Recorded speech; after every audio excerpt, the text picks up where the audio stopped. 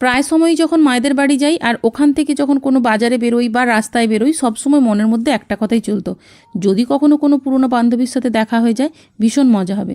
কিন্তু সেরকমভাবে কখনোই হয়ে ওঠেনি, তার কারণ আমি খুব বেশি সময়ের জন্য থাকি না বা খুব বেশি সময়ের জন্য যাই না ওখানে। কিন্তু আগের বছর ঠিক এরকম সময় আমার শরীর খারাপের জন্য আমি একটা অপারেশন হয়েছিলাম, আর সেই জন্য ওখানে মায়েদের বাড়িতে প্রায় 1 মাস ছিল। আর 1 মাসের মধ্যে প্রায় সপ্তাহে 2 দিন 3 দিন করে ডাক্তারের কাছে যেতাম। তো কি হয়েছে, একদিন ডাক্তারের কাছে যাচ্ছি, হঠাৎ করেই কানে এলো কেউ একজন যেন পেছন থেকে আমাকে ডাকছে। পেছন ফিরে দেখি আমার এক পুরনো বান্ধবী, যদিও বা প্রথমেই কিন্তু তাকে দেখে আমি চিনতে পারিনি।